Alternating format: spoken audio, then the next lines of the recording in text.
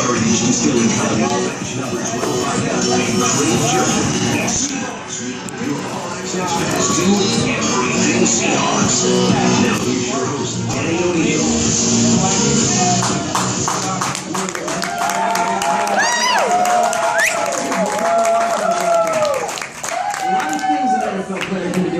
A lot of things on a Thursday night when you play on a Monday night, you're going to get back till really the middle of Tuesday, so thank you very much for coming out. Thanks, Doc. When you look at the start to your season, this probably has to be kind of what you were hoping for. Maybe not best case scenario, but a couple touchdown catches, becoming a special teams day by day. What things are going to happen? I think they're going well. I'm just trying to just remain consistent and stay disciplined enough to be consistent. Ricardo, I like to think that you're almost to the point where you would rather rip a guy's head off covering the helmet than catch a touchdown pass. Am I right? It's neck and neck. He's trying to make you a defensive player. Just realize that he's trying. They wanted the old linebacker. He's going to try to get you out of taste for blood instead of the end zone. I'll tell you what, he was a heck of a defensive back on that one play against Denver. Played DB there and done all that. So, do you have a question for him, Danny, or can I continue with the converting him into a Allow the conversion to continue. Yeah, I want to ask you about a couple of the two touchdowns were spectacular. The one you put a great move on the guy in Green Bay on that sort of wing option, fake wing option. But I want to ask you about the catch against Akeem Talib, because earlier in that series you played defensive back, knocked the ball down. Tell us about that. But then also, it looked to me like you kind of kept him on your hip a little bit when you caught that touchdown and sort of accelerated away from him at the end. Put these on your Coach Carroll, he looked at me and he said, "So you ready to go?" I said, "Yeah, I'm ready to go. I'm ready to go right now."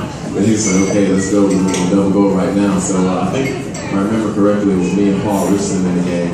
And we just looked at each other and we said, "Let's do it." Because, you know, Coach Carroll, he likes the speed guys and the taller guys to run pro. So once I got in, we knew that we were the fastest guys on the field. And the key to lead or whoever, it doesn't matter.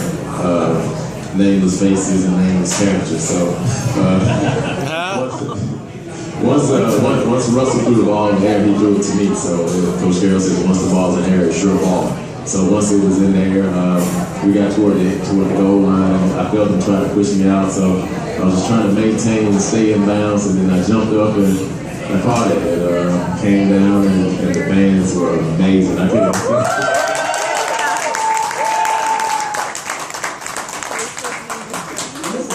Fans did the work. You're the one that jumped up over the side. You could put it on labor there. Yeah, but you know, it's about, you know, we go back to practice and say who got the loudest response. So, you know, you go to ceiling and you're ready to play, central and you're ready to play, and you want to come back, you want to brag Monday morning and say, mine was the loudest. You got to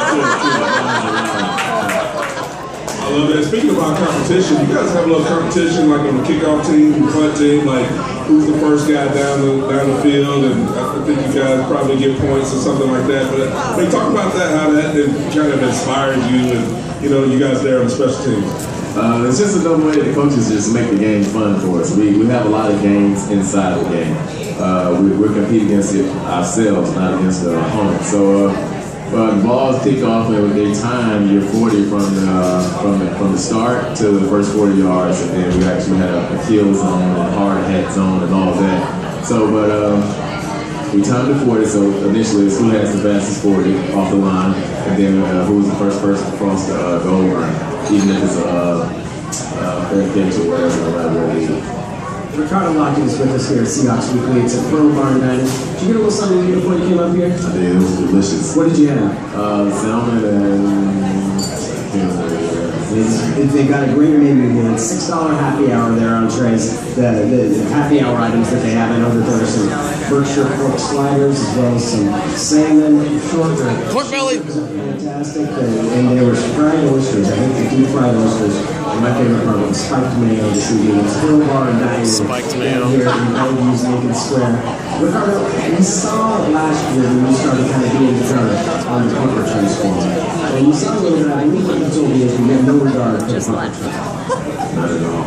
And now this year, we've seen some of that as well, but it appeared that there was a little bit of discretion mixed in there. You've learned to kind of temper it a little bit to not quite kill someone if they're going to take a catch. Yeah, they kind of taught me a lesson. Through the preseason, they hit against Chicago on the left punt return.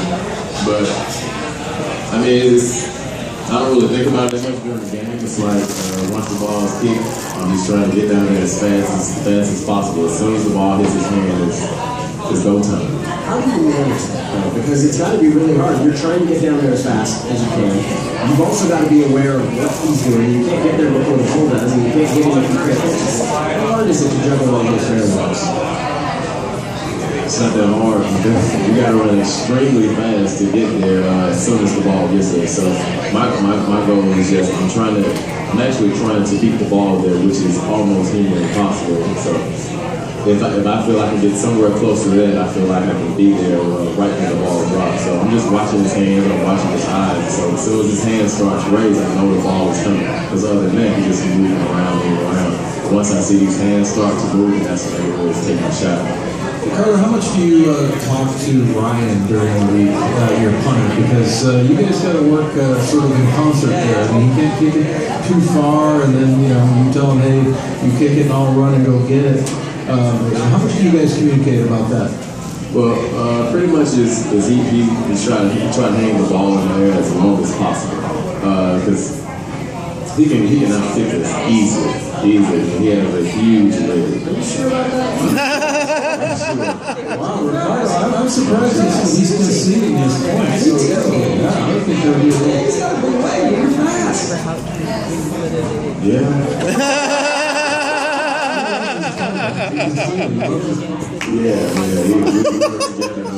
But John, he can put the ball, pretty much he just lets me know what area he's putting the ball at, and so I just kind of try to take that angle to get there. Because sometimes the return, he's on the left side, and we might kick it to the right. So once the ball is kicked, I go straight to the right, and the return has to slide right in front of me. So without knowing where he's going to kick it, I could probably just run to the return, and then he would kick the ball over here. So it's a lot of, us working together and knowing the time and all that kind of stuff. Well, I don't feel sorry for any return team. They don't double team you at all. I'm surprised. Are you surprised at that they don't double team you? I'm just like, this is like you're like the fastest gunner, the best gunner in the National Football League. I mean, when other teams kick the ball, when we kick the ball off and or other people kick the ball at us, like there's nobody within like 15 or 20 yards, and every time we kick it off, you're right there, like right on top of them. I'm just surprised they don't double team you. I take that as an insult. Because I feel like their coach is saying that this guy right here is capable of stopping him, and I feel like that's disrespectful, and that makes me mad. And I take that on the person. Yeah. He's shocked. The fact that you're still a team, you're actually using it as a chip on your shoulder. Yeah, that's what we do. We find different little things in the game, and then we just kind of follow them, and we take it out. So There's a pressure, man. to summarize, he has no regard for the man who catches the ball. He also sees it as a sign that there's only one guy assigned to block him. I do want to make sure you're aware that there's a football spot for special teams. Not aware. You're not aware? You don't know? Oh, okay. Just the Cowboys. Well, okay. Well, I'll just keep that in mind. There is a Pro Bowl spot. We'll be voting for you. Don't worry about it. We'll take care of that part. It's true. When you look at what goes into this week's game against the Cowboys, what's the challenge you have? Both on special teams and then when you're out there on the field as a receiver? It's pretty much not making the game bigger than it is. A lot of people are talking about this game. The Cowboys were 4-1, and they're trying to build their status back to America's team, the Cowboys. So what would be a better opportunity for them to get their name back and come in Seattle and try to beat us on our home turf. So Coach Carroll said just take that as a sign of disrespect as well. There's no one that's going to come in the house and beat us in our own building. It's not going to happen. And we take that as disrespect and we look forward to the Cowboys on Sunday. What do you see when you look at Dallas' defense as far as playing receiver against this team? What kind of opportunities do you think there are? It's a lot of opportunities. I wish I could go into the game plan. Yeah, I do too. No, we're not. Sure. Hi, Coach Carroll. That's what you call veteran savvy. That's right. But yeah, they fly around. They play really hard, and it's going to be a challenge for us. Definitely, every Sunday is a challenge. We're definitely up for it. The guys are resting their body. We moved around pretty good today, so we're feeling really good about the game. Man, we got to talk about it, man. Ricardo's from the home state, man, from Georgia. Albany, just 60 miles south of where I grew up. We went to Fort Valley State, and so it's a small school. But maybe what's something that you took, that you learned at Fort Valley State that's really served you well right now? Been at a small school, what's serving you right now in the National Football League? It doesn't matter where you come from. Fort Valley is a very small school. Coming out of Fort Valley State, I think I'm maybe one of 3 guys that ever entered the NFL. I don't know how long they played or their careers, but just the fact of just going into a camp, and I took that as heart. And they write me letters all the time, saying how the inspiration to them. And me and Doug were roommates our rookie year. We both played drafted. We both felt like we were good enough to play in the NFL, and we should have been drafted, and so forth. And that was a chip on our shoulder from there. And we just promised to ourselves that day, we said, we're going to fight this camp and we're going to make it, we're going to make it. We're going to be great. We're going to be NFL players. So Doug Ball is still my best friend until today, and it's amazing, man, that if you never give up and you always believe in yourself and you believe that anything can happen, you can win a Super Bowl. And when that confetti dropped, we looked at each other, it was the most, I can't even explain that feeling. If you can imagine wanting to do something since you were like 3 or 4 years old, and then it finally happens, and then the guy that the only person in the NFL that you would want to win a Super Bowl with, you win with him, and you look at each other and say, bro, we did it. We did it. So few people that get a chance to really see their dreams come true like that, and for you to have it happen. And my follow-up question for that is, how do you take getting to the height, that achievement, that moment, and then go back and try to have the same hunger before you got there? How do you start over the next year? You have to rededicate yourself.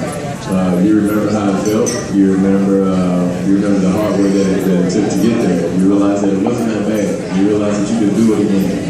And what would be greater than winning 1 Super Bowl? 2.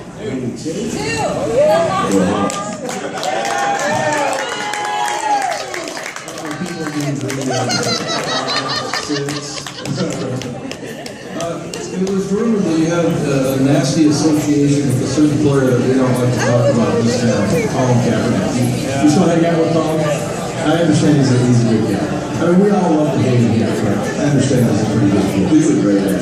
Yeah, he's a great guy. He's actually my best friend.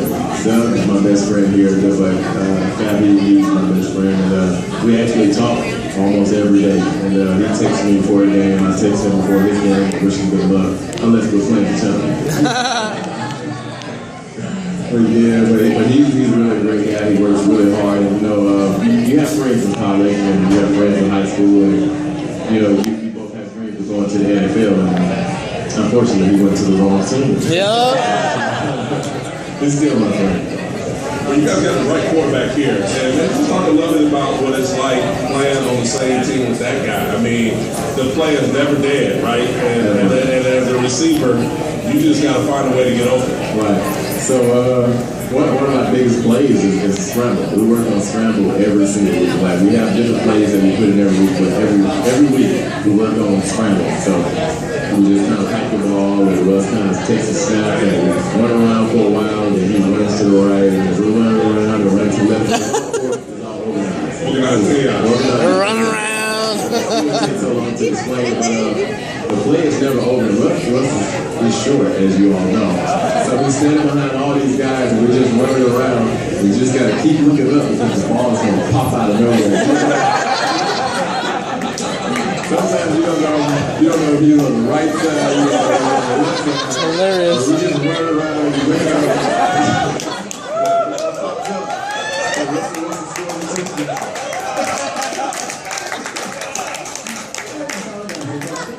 Was the one that said it's kind of like a jump machine, right? Because you don't see where it comes from. from an Jug machine. rocking the water. You don't realize this. He's got a really strong arm. Really, yeah. His big hands can be so small too, but Russell is great, man. He stays he's the first one there, he's the last one there, including the coaches. First one there, last one there. He's on, hey, we can get better. We can get better. He's always he's like a man. We can get better. Hey, Rock, I thought of this last night. I'm like, okay, Russ, thanks. But he's always thinking of plays, he's always thinking of things we do in the offseason. He's thinking of just probably trying to get guys together right now. Probably have a group text from right now talking about the game. He'll text everybody after this game, I'm sure, and analyze all the players and talk about how we can be better and something that they've done that we can incorporate into our game. Hey, one thing I wanted to ask you about, Ricardo, is you guys staying overnight after the Monday night game. I don't know how you guys felt about it, but man, the pre- and post-game show, there was like a revolt. All the ex-players like, well, that's ridiculous. You're stealing their Tuesday away. And, I'm just curious how that whole thing worked out. Did that end up being a good one? Still a little sore, so it's a short week. It was 50-50. Half the guys wanted to come in, half the guys wanted to stay and lay in the bed. But either way, I was going to go to sleep on the plane or in the hotel. I was so tired after that game, but yeah, it was fine with me. Ricardo, how old are you? You're 28, okay, so you're getting up there on this team, right? This is a young team, and you've got 26, but the thing about you being stiff and all that, no, you're not. Wait till you're 50, and you feel great. I remember when we were playing in the Kingdom on Tuesday, Mondays after a game, and I'd be running around looking at all the old guys like, what's wrong with you guys? They were like, just wait. 10 years later, I was feeling it. I think they say 1 year of football takes about 3 years in the middle. I didn't even hear that. He had 80 or I'm trying to live every moment like it's my last. If we were going to use that math, I believe math might be older than they.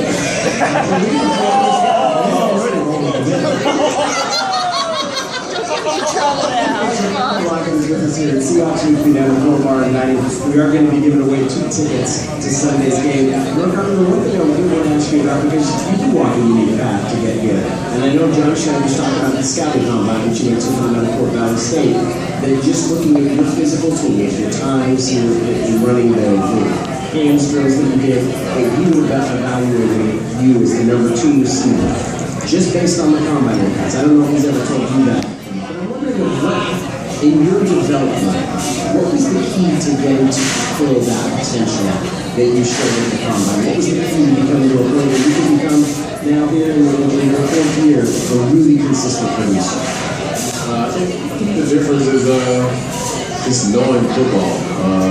I came from a different level, so Fort Valley. So I'm going to break it down. Fort Valley, I played using the numerical system as far as running my routes. So it was 1 through 9. So 1 would be a hitch, or 2 would be a slant. So pretty much you come out of the huddle and the quarterback says, okay, Tiger right, 739. So all you have to know is 9 numbers. And okay, I got to post or this or that. Okay, this is easy, just catching the ball and running. But then when you get to the NFL, then you have so one play would be Clyde. So Clyde, then they're called the strength or formation. So, but everybody's duty is in Clyde. So I'm thinking like, okay, I'm used to like knowing these numbers, so now I gotta know all these names and know the concepts. So Clyde, so say we have a double out in Clyde. So if the cornerback comes up, you have to run and go. And if he plays off you, run the quick out. But if he comes up at the end of the snap, you run and go, but you kind of sit on the sideline and just kind of sit there. Russell hits you right in the hole, and that's one play. But we have thousands of plays. So coming from a small school, thinking, okay, I know everything. 739. Okay, just throw the ball. Russell was out there. Fly, chick. Hold on. And I'm like. So it took me a while to just go home and just realize that just because you're fast or just because you can jump higher, you might be strong, that's going to be the best athlete. It's the one that can be the most consistent and most consistent. Who says football players are dumb? Let's not Well, and really, for even the professional sports, there's a lot to know in football, and it seems like it's gotten more complicated. Like during the week, do you ever get to the point where it's like the coaches want to have more and more meetings? Are they pretty good at sort of cutting that stuff out? We kind of cut it back because we put everything in training camp. We put the whole base game plan in training camp, and then we change and we tweak certain things during the week. So you pretty much kind of know the plays going into the week.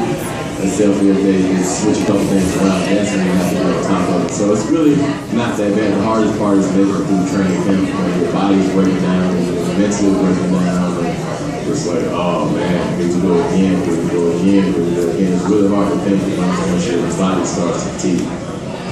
Let's talk about your wide receiver room. I mean, it's pretty and that's what it sounds like, you know. And I know Doug, we had Doug on here last week. You guys are always good on these kind of shows, man. Receivers, you guys are articulate, you guys are very articulate guys, and your characters.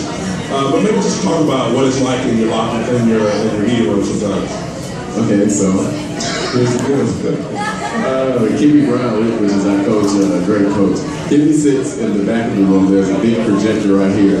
I sit here, Percy sits right here, Jermaine sits behind me, Paul Richardson to my left, and Doug next to him, and Brian Walters behind me. So the whole time, they're all just like hitting each other, and like, you might think like Percy's like really serious and you see him on TV, but he's really goofy. Percy's goofy, Paul Richardson is the worst, and Doug is the dad. That does not surprise me. He's the dad. And Jermaine is never wrong. No one is always quiet. Who am I forgetting? Brian Walton. He looks up everything. So whenever we're talking about something, Brian is the person that looks up everything. He's Google man. He's Mr. Siri. But and we forgot one person. Yourself. Yeah, one of your true role. See, I got that out. You the hype man. You the man that laugh at all the jokes. Yeah, that's me, but that's how Coach Carroll likes it. Just relax. It's very comfortable, like how you guys are just sitting here relaxing. That's the best way to learn. You know, you don't want to sit. You don't want to go to work every day. You don't want to go to work every day and feel like, oh, if I don't do this, I'm gonna get fired, or if I don't do this, I won't be able to pay the bill. So. He's trying to make it as comfortable as possible so we can relax and learn as much as we possibly can and go out and just be ourselves. And I think that's what makes us excel over other teams. And here's Ricardo Lockette. In having a short week and one less day off, the fact that you came down there tonight to spend it with us, I'm really grateful. Let's give you a big